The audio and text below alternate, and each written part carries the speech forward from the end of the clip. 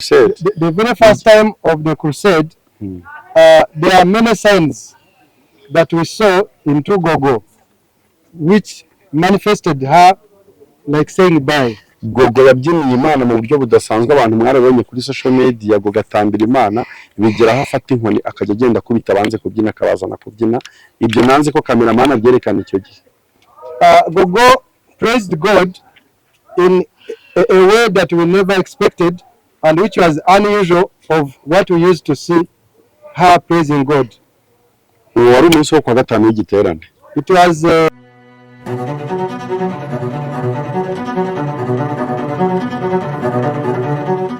kugira byiza cyane mwese mukomeje gukurikira Urugwiro, kugira byiza cyane mwese mukomeje gukurikira Urugwiro Gospel TV. Urukundo rwawe wakoze ibyo watekereje gukora, urangije ubikora nk'Imana. Ntitwakubaza ngo why you did, ntitwakubaza ngo ushimye ko bigenda utya, wabihinduye. Uri Imana itavuguruzwa, ushimye ko wabyemeye. Waraturinze turi muri Uganda, ni urugendo rutari rworoshye namba, ni urugendo rwari ruvunanye. Twebwe ba nyirarwo turarwumva, turumva n'imvune byadutwaye, ariko icyo dushima nuko wahagaranye natwe muri byose. Komeza ukore protokole neza y'umugeni wawe, twiteguye kumuherekeza. Ushimye ko wantoranije ugatoranya bagenzi banjye, ndabadushyira umugeni mu biganza agataha ari kumwe natwe kuko wabihisemo. Dufashe muri aka kanya ibyo tugiye kuvuga n'ibyo tugiye kuganira ibibe inkuru nziza iherekezo watashye. Mu izina rya Yesu Kristo tubyambaje bakoze, amen. Muraza kunyihanganira muri iki kiganiro. Ijambo rya mbere ni ryo kubashimira nk'itangazamakuru ry'u Rwanda ndetse n'ibindi binyamakuru bishobora kuba biteraniye hano uyu munsi wa none. Njyewe nitwa BIKEM Yesu, nitwa Bikorimana Emmanuel, uzwi nka BIKEM Yesu ku mbuga nkoranyambaga. Nyakwigendera Musabyimana Gloriose wamaze gutaha cyangwa se Gogo, muri team management ye ni njye waruhagarariye itangazamakuru ndetse n'umuziki. Ariyo mpamvu ari njye ugiye kuvuga cyangwa se gusobanura iby'inkuru yo gutaha kwa Gogo, dore ko byamaze no kwisobanura, twabivuze kenshi. Ahubwo nyine tugiye gupuenta tuvuge Gogo uyu munsi ari he, Gogo azashyingurwa ryari, hehe. Nicyo kintu tugiye kubasha kuvugira imbere y'itangazamakuru. Muri iki kiganiro rero ndi kumwe n'uruhande rwa Uganda, twazanye kugira ngo nabakomeze basangiza amakuru, kuko Uganda ni igihugu cyatubaye hafi cyane aho umugeni wacu yatahiye. Itangazamakuru rya Uganda ryakoze akazi kenshi cyane. So I want you to interpret what I'm saying because I want to thank Ugandan people. Before we do, present yourself. My name is Fred Muziki Rukundo. I'm based in Kampala, Uganda. I'm a music promoter and I've been working with several artists, including Butera Norris. I'm her representative in Uganda. In the same line is how I came to meet several artists from Rwanda who have been coming for performances and other gigs. So it's in the same way that I met Team Gogo, who is left now. So I'm here with them. Naje mbaherekeje. Nk'itangazamakuru ryo mu Rwanda twishimiye kwakira itangazamakuru rya Uganda rihagarariwe na Fred muri aka kanya. Fred ni karibu mu Rwanda. We are here to welcome Fred. You are most welcome from Ugandan side. Fred yatubaye hafi muri Uganda. Fred has been with us in Uganda akimara kumenyekana inkuru yo gutaha kwa Gogo. After the sudden news of Gogo. Fred ni promoter w'abahanzi benshi bamaze kumuca imbere barimo na Butera Norris. Fred is one of the promoters that have worked with artists, including Norris. ibitaramo byinshi byo muri Uganda niwe ubikorodona. Rero natwe yaraturebye nka team Gogo adushyira mu maboko yaradufasha. Fred is a promoter and has been hosting different nights or events, and it is in the same line that we managed to meet team Gogo. Ubwo rero Fred yatubaye hafi hamwe n'umunyamakuru wita Bruno that I managed to be with them at the same time with Bruno K. N'abandi banyamakuru muri Uganda badufashije ntavuza amazina, Imana ibahumugisha. And other artists, he has not mentioned the names. May God bless you. Ibi tubivugiye ku butaka bw'u Rwanda kugira ngo nabo turekonese umusanzu wabo baradufashije cyane. I'm talking this on the land of Rwanda, and we want to thank you so much, people of Uganda. Reka nze ku nkuru ya Gogo. This is the story of Gogo. Gogo Gororiyoze ni umuririmbyi waririmbaga indirimbo zo kuramya no guhimbaza Imana. Gogo Glorious has been an artist who has been praising God. Umuririmbyi ukomoka mu karere ka Rwamagana mu murenge wa Fumbwe. A musician from Rwamagana at a place called Fumbwe. Gogo Gloriyoze ntabwo yari umuririmbyi gusa, yari na doctor. Niko nge mwita. Gogo has not been just a musician, but I may call her a doctor. Kubera iki mwita doctor? Hari benshi yaruhuye mu mvugo ze.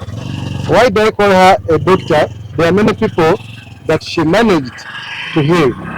Hari benshi ahari yarinze kwiyahura. Sorry? Hari benshi yarinze gufata ibyemezo bibi ku buzima bwabo. There are many people that almost wanted to commit suicide. Hari benshi Gogo yatumye bagira icyizere ko nta hantu kure Imana itakura umuntu, nta n'ahandi kure Imana itageza umuntu. There are several people that Gogo gave hope of life. Ndatangazwa n'ijambo rikomeye Gogo yambwiye habura icyumweru ngapfe. There is a word Gogo told me a week before her passing. Naramubajije ngo Gogo, ni ikihe gitangaza ushima Imana ku buzima bwawe yaba yaragukoreye? I asked Gogo, what kind of miracle did God do for you? Yaransubije ngo namaze gusobanukirwa ko Imana itarobanura ku butoni, kandi ko nta hantu kuri Imana itakuvana umuntu, nta n'ahandi kuri itamujyana.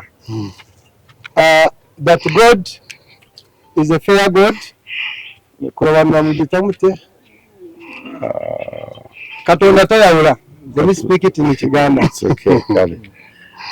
Ibyo somo Gogo arabidusigiye. Gogo has given us a lesson. Dore inkuru ya Gogo rero y'ukuntu yatashye. This is the story of how Gogo died. Ndashaka gusobanura iki kintu imbere y'itangazamakuru kuko nabonye hari abari kugisobanura mu buryo butari bwo kandi ari umuntu wacu twariho ataha. I want to explain this so that the media can understand, because we have had a lot of rumors. Ndashaka kubigira clear. Simbivugisha amarangamutima gusa, ndabivugisha na document z'abaganga. I'm not just saying by words, but I also have documents. Gogo twavanye mu Rwanda ariko wa kane nijoro ku itariki ya 30 niba mbyibuka neza twerekeza Uganda. We left Rwanda on 30th, I think it was Thursday, going to Uganda. Twari tugiye gukora umurimo w'Imana mu karere ka Kakumiro district muri Uganda. We had gone for a gospel mission in Kakumiro district, Uganda. Icyo gihe twaragiye, hari videos bigaragaza kuri channel ya Gogo Glorious. Gogo umunsi wa mbere twabonye ibintu bikomeye bitwereka ko Gogo ari kudusezeraho ntitwabimenya. Umunsi wa mbere wa crusade, the very first time of the crusade, there are many signs that we saw into Gogo which manifested her like saying bye. Gogo yabyiniye Imana mu buryo budasanzwe, abantu mwarabonye kuri social media. Gogo atambira Imana bigeraho afata inkoni akajya agenda kubita banze kubyina akabazana kubyina. Ibyo nanze ko cameraman abyerekana icyo gihe. Gogo praised God in a way that we never expected, and which was unusual of what we used to see her praising God. Wari umunsi wo kwa gatanu y'igiterane. It was the very first day and Friday. Aha. Ku munsi wo kuwa gatandatu Gogo yagarutse mu materaniro aririmba. Twanze ko akomeza kuririmba cyane, musaba ibiterane ko mu indirimbo ebyiri gusa kuko kwa gatanu yari yakoresheje imbaraga zo guhimbaza Imana. Abati umuhanzi naruhuke aririmba indirimbo ebyiri gusa, ntizari nyinshi ku muhanzi abakora umuziki murabyumva. The next day Gogo came back for performance, but we did not allow her to do a lot of performance because the previous day she had done a lot of praising and performances. Umunsi wo kwa gatandatu rero nawe urangira neza, dufata Gogo kuri hoteli twariho na protocole we, uyu mukobwa ufite ifoto ye, bajya kuryama. So on Saturday, I think it was Saturday first, Gogo after performance, we went together and she had a rest. Ku cyumweru naho haragera Gogo aririmba izindi ndirimbo ebyiri. The next day on Sunday, Gogo also performed 2 songs. Ko cyari igiterane cy'iminsi 3. Because it was a crusade of 3 days. Bigenda neza rero, dore ukuntu twaje Kampala rero ariho Gogo yaguye. Everything went on well until we came back to Kampala where Gogo died from.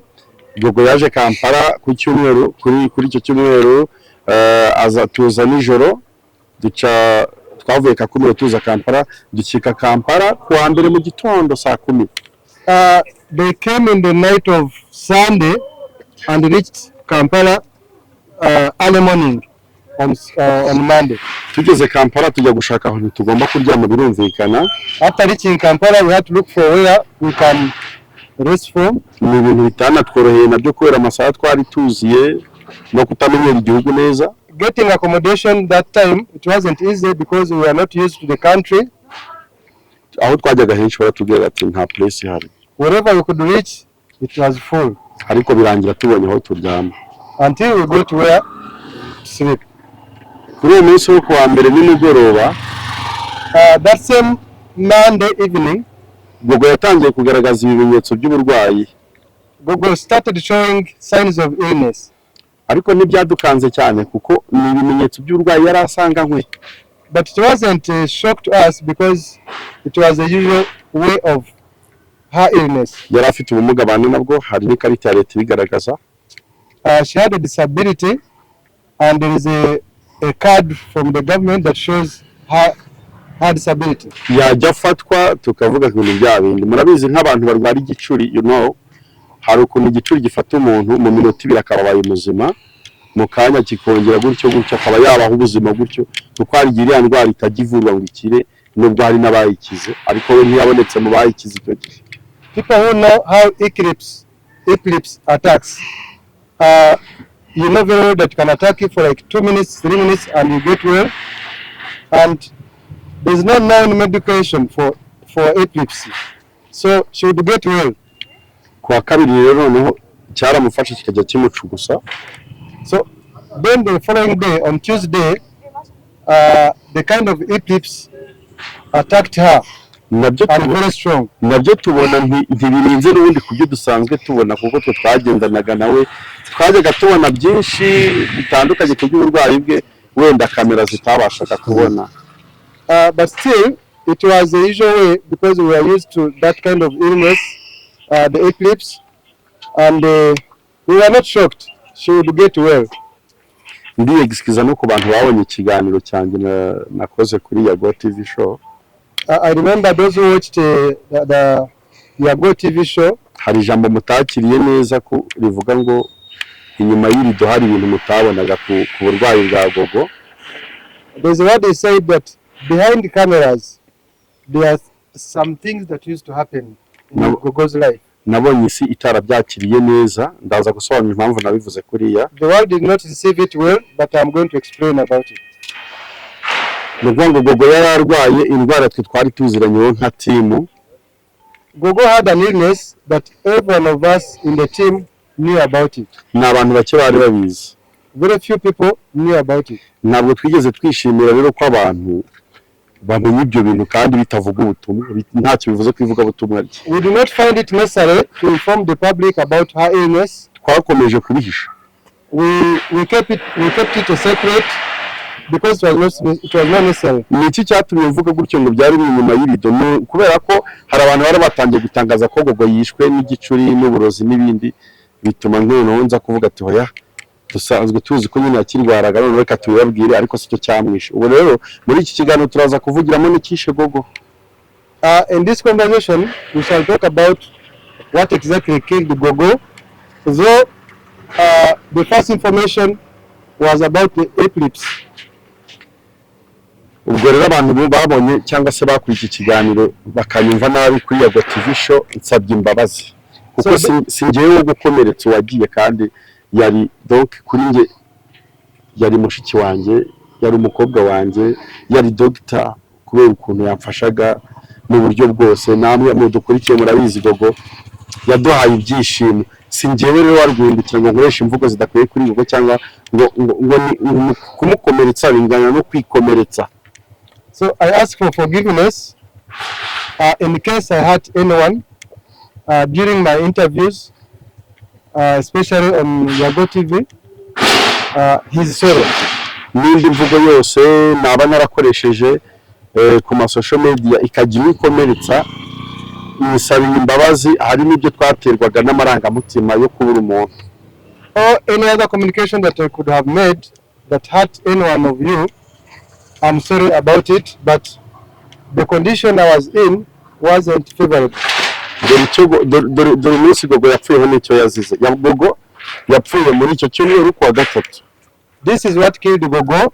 She died that week on Wednesday, this week.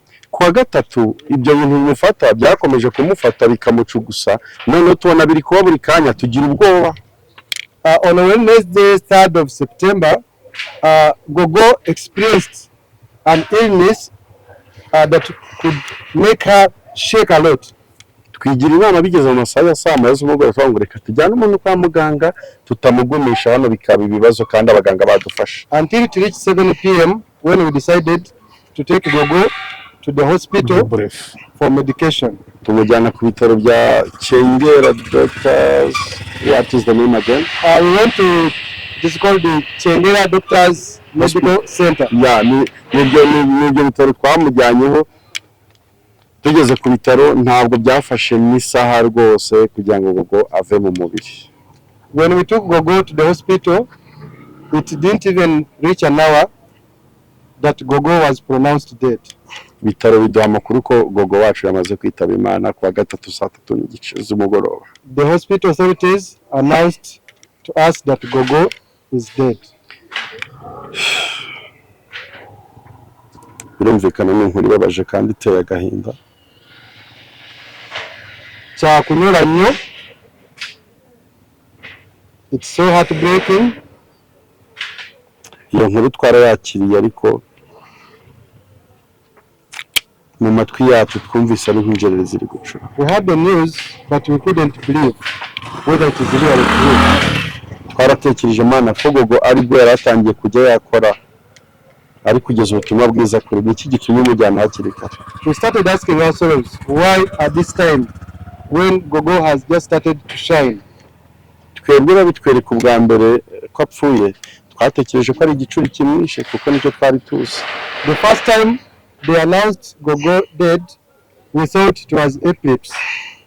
No kwa muganga aho ngaho bari hari ugiye kwa muganga bakora estimation ariko batapima umuntu bakanaliza ibimenyetso ngo n'umuntu yishwe wenda no kubura oxygen, nibyo bari badutangarije imbere ariko nta kizami cyari cyakozwe gikozwe na machine.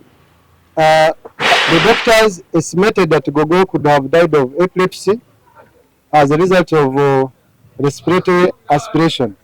Ariko rero tugeze ku yindi minsi yakurikiye twamujyanye mu Lago Hospital gushaka icyamwishe. The next day we decided to take Gogo's body to Mulago for postmortem examination. Tumujyanyeyo rero icyamwishe twaratangaye, icyo twakekaga dusanga si cyo. So when we got a postmortem report, we found out that what we thought of that killed Gogo wasn't the right cause. Ahubwo tugiye kureba dokima impapuro badaye zavuye mu byuma batubwira ko Gogo yishwe n'ibihaha n'indwara yo kurwara ibihaha. After checking on the report from the doctors and what they told us, it was believed that Gogo died of lung infection. Yeah. Gogo icyamwishe nicyo tubivugiye hano kuri kamera zingana utya n'isi yose ibyumva mu ndimi zitandukanye. Undi uzavuga ibitari ibi azaba abeshya. So in a brief, that is what killed Gogo. Nibiba ngombwa turatacinga hiyo document bigaragaza. If possible, the document is there, we may attach it. Hari ibyambabaje muri iyi nkuru ya Gogo. There are things that hurt me in this story of Gogo. Aya makuru turi gutangaza turi kuyemeranywa n'umuryango wa Gogo kuko bamaze kubona icyishe Gogo. This news we are telling you, we sat with the family of Gogo. Nabo bavuye hano ngira ngo mwababonye ko bavuze imbaraga zo kuvugira kuri kamera. They are contented about the news.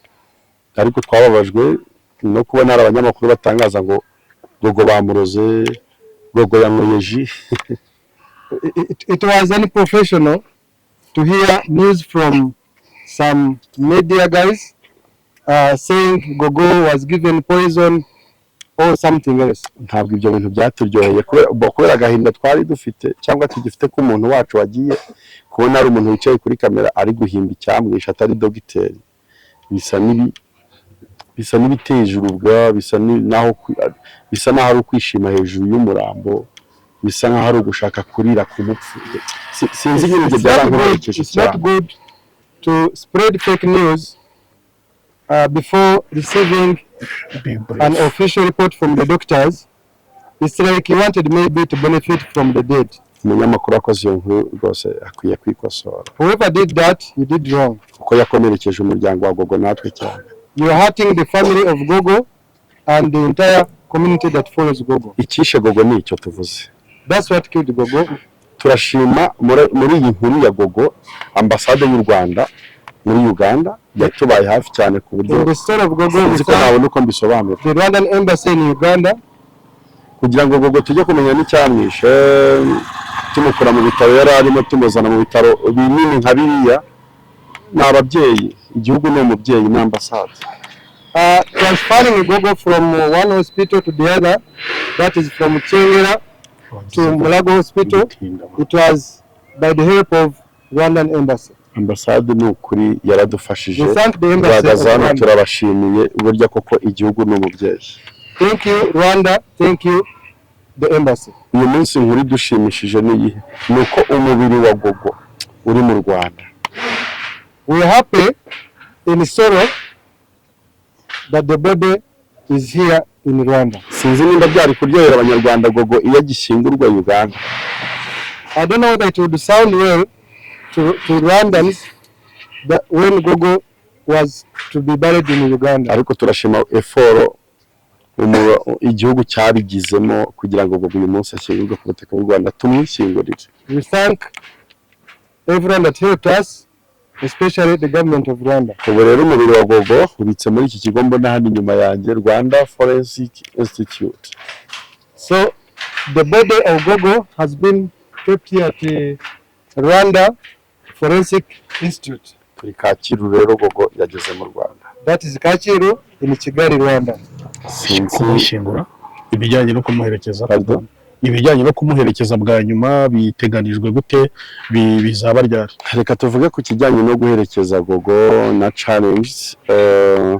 Gogo Gloriose ni umuntu w'abantu benshi cyane. Ni umuntu uzwi n'abantu benshi cyane. Gogo is a popular person. Dukeneye kwiga no gukora protocol ye neza kugira ngo aherekezwe mu cyubahiro kimukwiye Imana amuhaye. We need to have time and arrange Gogo's burial. Kubera ko twari turi muri Uganda twatekerezaga ibintu byinshi cyane. Murabizi ko umuryango Gogo afite mbisubiremo nitwe n'aba bantu n'aba banyamakuru n'abantu bari kureba iki kiganiro ni natwe nka team y'aba bantu Imana yabatoranije niwo muryango Gogo afite mugari tubanza tubitangaza. You very well know that Gogo is an orphan, meaning the family Gogo has, it's we, you, and everyone that had been following Gogo. Mumenye iki kintu Gogo nta papa yagiraga. Gogo didn't have her father. Gogo nta mama yagiraga. Her mom died. Gogo bavutse ari abana babiri ubu yarariho n'ubundi ari umwe undi yarapfuye. They were born two and one died. Uwo muntu ubundi yahoraga akeneye nge nawe. kuko nitwe muryango. Gogo needed me and you. Gogo n'ubundi aracyadukeneye. And still needs us. Turifuza niba mubitwemereye ko dufatikanya guherekeza Gogo mu cyubahiro. We request that you join us to send Gogo in a decent way. Tubashije kurwana no kugira ngo Gogo ave muri Uganda mu buryo butari butworoheye. Ngewe uvugiye inkuru maze amasaha 48 ntashinzira. It's not been an easy task bringing Gogo from Kampala to Kigali personally, but he was busy finding ways of bringing Gogo's body here. I mean Gogo's body here. Imana icyubahiro ko ibyo bintu bishobotse nduva umutima wanjye usa n'uruhutse. So we thank God. Please help us thank God for bringing Gogo back to Rwanda. Dore ikigiye gukurikiraho twamaze kumvikana n'umuryango wa Gogo ko agomba gushyingurwa ku wa mbere. This is what follows next. Ubwo azashyingurwa ku wa mbere azashyingurwa Rwamagana baturuka birumvikana. Gogo's burial will take place on Monday. That will be Rwamagana district. Murabizi ko Gogo yari umukristo mu itorero rya Anglican Church. Gogo has been in an Anglican church. Ariko mu cyaro si mu cyaro gusa n'ahandi hari insengero nyinshi zafunzwe. Turi gutekereza ko uburyo bwo kumusezeraho mu rusengero pastor ashobora kuzamusanga mu rugo. There are some churches that were closed. We may find it possible for the pastor to pray for Gogo's body at their home. Kuri icyo ngicyo cyo kumuherekeza no kumusezeraho amakuru arakomeza agende atangazwa. Tuzajya tuba abanyamakuru abangaba turi kumwe babinyuze mu communities yayo. Ubwo ni hagati y'iri joro ndetse n'ejo hagize amakuru make azaboneka tuzababwira. Any new updates we shall be informing you. That is between today and tomorrow before the burial. Abantu bari kutureba iki kiganiro ngira ngo tugikoza ari kuwa gatandatu. Ntacyo bitwaye umuryango mugari wa Gogo mushimye ko dukora igitaramo kinini ejo ku Cyumweru hano i Kigali cyo gusezeraho Gogo. Muri Kigali abantu bamukunda twese tukaza tugashaka sare tukamusezeraho hano i Kigali mbere yuko tumujyana mu cyaro kumushyingura. Ibyo bintu muraye mubire mu ijoro byaba mukoresheje ubutunzi bwanyu. His wish, if possible, we could converge here in Kigali and celebrate Gogo's life.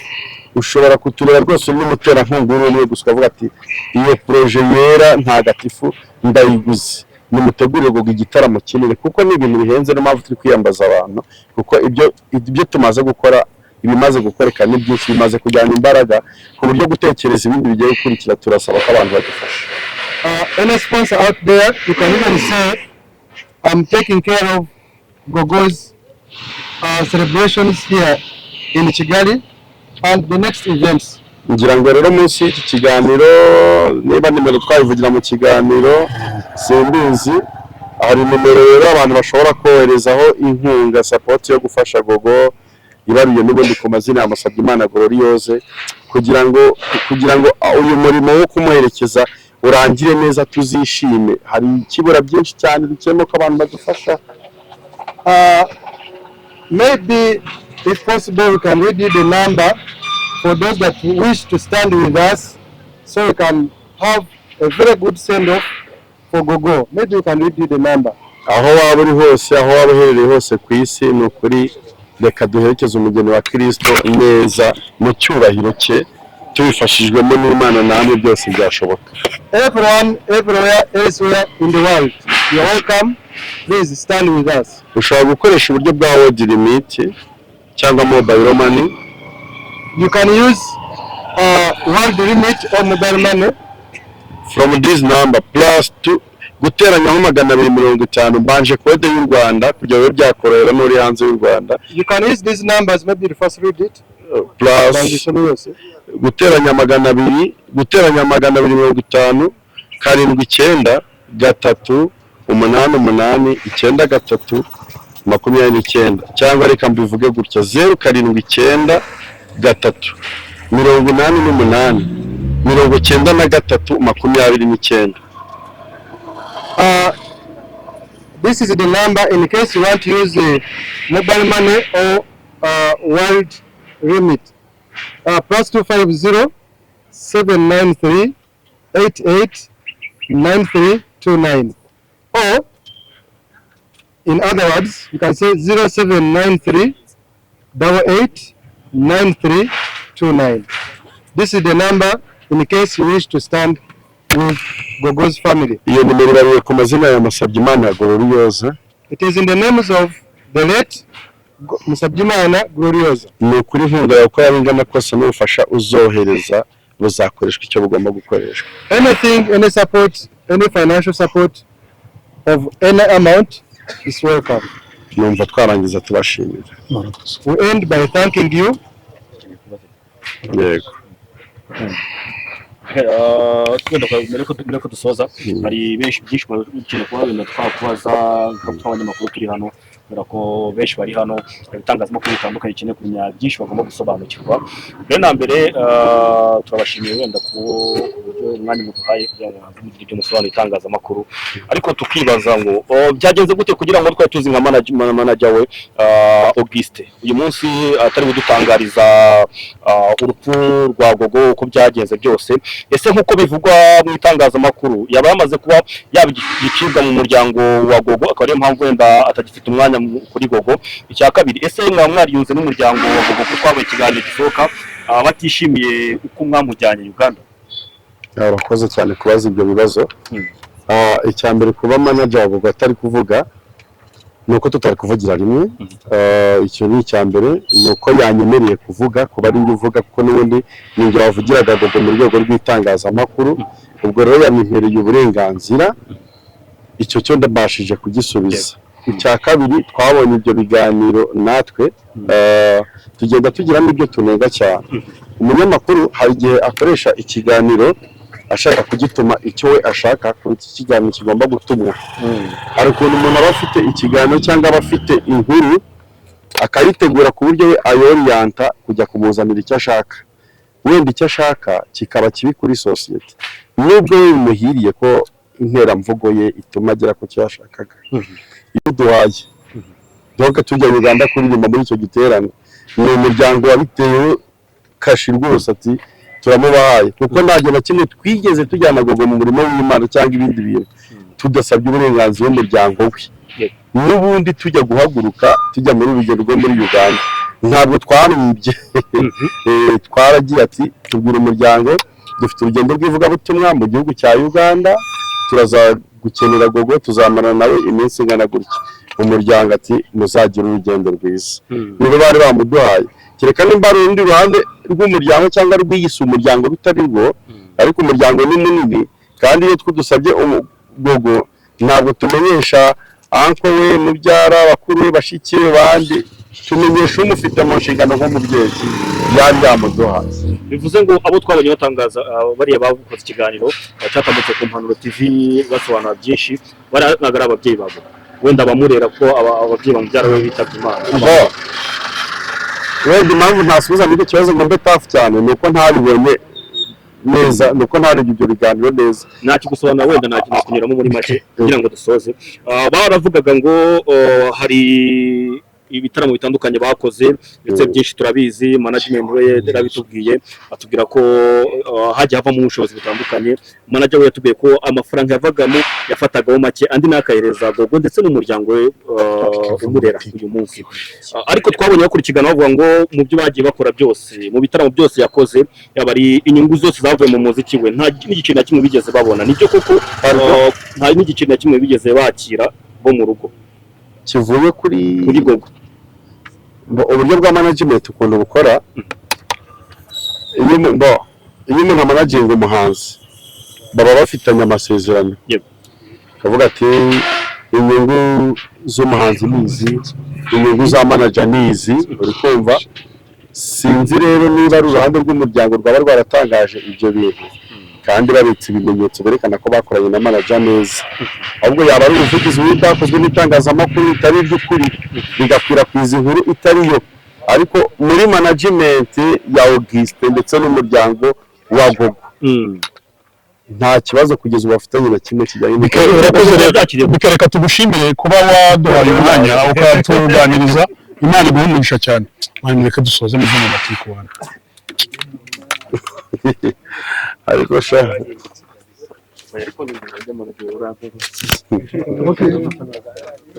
reka vuba bafate gafoto baravuga tufoto